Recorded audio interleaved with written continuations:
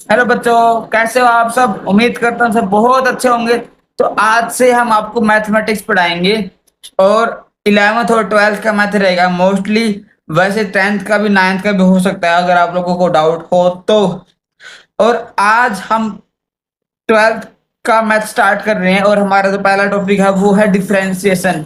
तो चलो दोस्तों, अब उसको हम आगे बढ़ाते हैं। और बच्चों, ध्यान से समझना बिल्कुल, और किसी भी बच्चे को समझ नहीं आए ना तो कमेंट में अपनी राय रखना कि सर ये कैसे हुआ, ये कैसे हुआ। और हर बच्चे का कमेंट देखा जाएगा और रिप्लाई मिलेगा। तो चलो अब हम पढ़ाना स्टार्ट करते हैं। तो क्लास ट्वेल्थ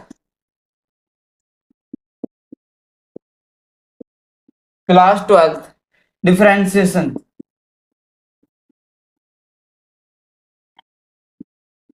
डिफरेंशिएशन डिफरेंशिएशन को बच्चों डिफरेंशिएट भी बोला जाता है।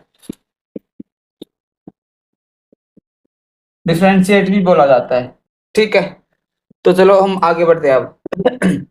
आप लोगों ने बुक्स वगैरह में ये तो पढ़ा ही होगा कि डी अपॉन डी एक्स लिखा होता है। D upon D x, D upon D x का जो मतलब होता है बच्चों वो क्या होता है? वो होता है differentiation with respect to X. मैंने ना विद रिस्पेक्ट को शॉर्ट फॉर्म में रख दिया यहाँ पे। ऐसे ही अगर हम डी अपॉन डी वाई का मतलब जानना चाहें तो क्या होगा? Differentiation with respect to Y. ठीक है। ऐसे ही अगर हम डी अपॉन डी जेड का मतलब जानना चाहें तो differentiation with respect to Z. कहने का मतलब क्या है बच्चों? देखो, जो भी नीचे होगा ना एक्स वाई जेड उसी के रिस्पेक्ट में डिफरेंशिएट किया जाता है।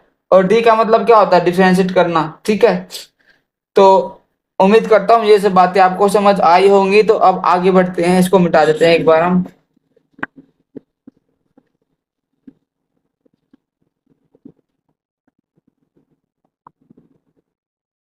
अब कुछ फॉर्मूलाज है जो आपको ध्यान रखने हैं, जिनके बेस पे आप क्वेश्चन को सोल्व कर पाओगे।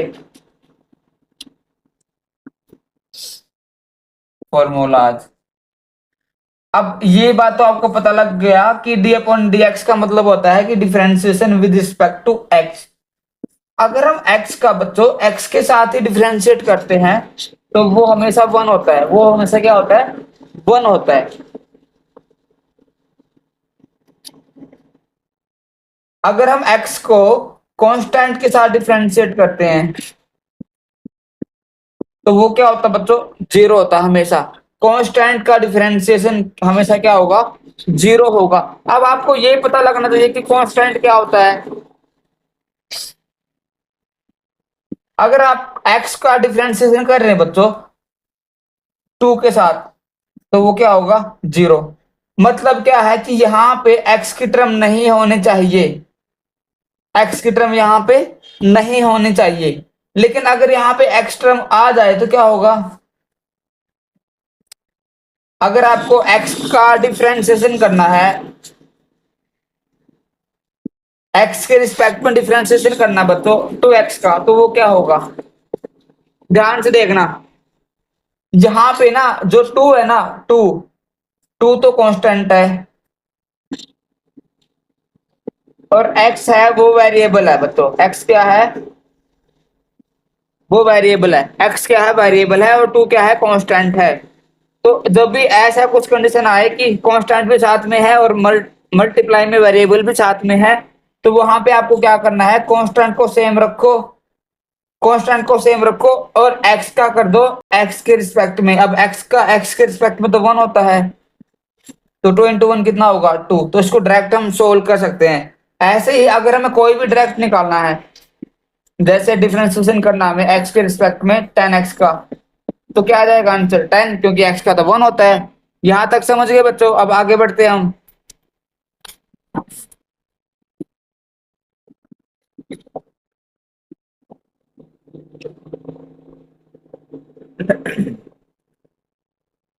D upon D X of Y.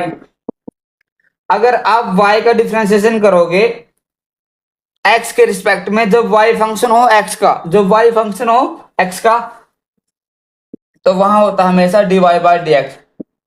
ये बात याद रखना बच्चों, ये मोस्ट इंपोर्टेंट है। y का डिफरेंशिएशन क्या होगा, dy बाई dx।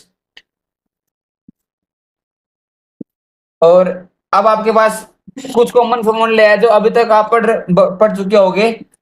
x की पावर n, अगर कोई भी वेरिएबल है उसकी पावर में कोई कांस्टेंट आ जाता है तो उसको हम कैसे सोल्व करेंगे। x की पावर n का अगर हमें डिफरेंशिएशन करना है x के रिस्पेक्ट में बच्चों, तो वो क्या होगा, देखो पावर आगे रखते हैं हमेशा, पावर में से क्या करते हैं आगे रखते हैं, x को सेम रखा जाता है और पावर में से एक माइनस कर दो। देखो बुक्स वगैरह में सिर्फ यहां तक लिखा मिलेगा आपको, लेकिन ये एक्चुअल नहीं है। इसके बाद हम करते हैं बच्चों दोबारा से डिफरेंशिएशन किसका, x का, क्योंकि x का x के रिस्पेक्ट में 1 होता है, इसलिए बुक्स वगैरह में यहां तक लिखा होता है। लेकिन आपको ये बात जरूर याद रखनी है कि लास्ट स्टेप जो हमारा होगा वो ये होगा कि हमें x का भी डिफरेंशिएशन करना है x के रिस्पेक्ट में। हमेशा ये स्टेप याद रखना, लास्ट में आपको लगाना ही है। ठीक है बच्चों। अब जैसे x की पावर 7 है, देखो इस x की पावर n का हमारा ये फॉर्मूला था ना, n x की पावर n माइनस 1। तो x की पावर 7 को हम कैसे डिफरेंशिएट करेंगे बच्चों, 7 आगे रखो, x सेम n माइनस 1 कर दो, 7 में से बन गया 6, तो ये हमारा क्या आ जाएगा, आंसर आ जाएगा। ठीक है। और अगर आप उसके बाद डिफरेंशिएशन करोगे x का, तो ये तो 1 ही हो जाएगा, 1 इंटू दिस, तो हमारे पास सिर्फ इतना बचेगा 7x की पावर 6 ही बचेगा बच्चों। ठीक है। अगर आप डिफरेंशिएशन करते हो x की पावर माइनस 8 का, x की पावर माइनस 8 का, तो उसको आप कैसे करोगे। देखो x की पावर माइनस 8 है, ये n है, तो n same, x same, n में से एक माइनस कर दो बच्चों, माइनस 8 में से एक माइनस कर दो, तो माइनस 8 x की पावर, माइनस 8 में से 1 गया, क्या बचेगा, माइनस 9। तो ये हमारा क्या हो जाएगा, आंसर हो जाएगा इसका। ठीक है बच्चों।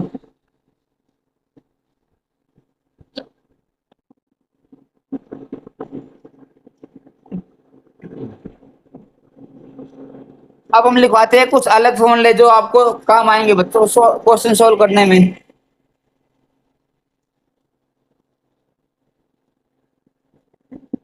D upon D x 1 by x का डिफरेंशिएशन करना मुझे 1 बाई एक्स का एक्स के ही रिस्पेक्ट में बच्चों, तो वो होता है माइनस 1 बाई एक्स स्क्वायर। क्या होता है, माइनस 1 बाई एक्स स्क्वायर। लेकिन मैं फिर कह रहा हूं आप सबको कि लास्ट में आपको हर बार ये स्टेप लिखना है, एक्स का डिफरेंशिएशन हमेशा करना आपको लास्ट में।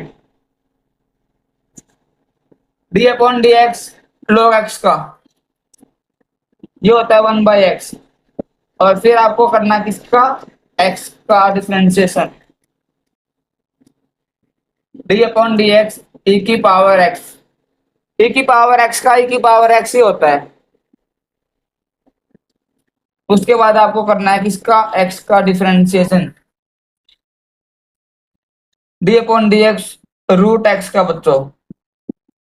अगर रूट में कोई टर्म है और यहाँ पे एक्स लिखा है, एक्स मतलब कोई भी हो सकता है, तो उसका जो फॉर्मूला होता है ये होता है 1/2 रूट एक्स। क्या होता है, 1/2 रूट एक्स।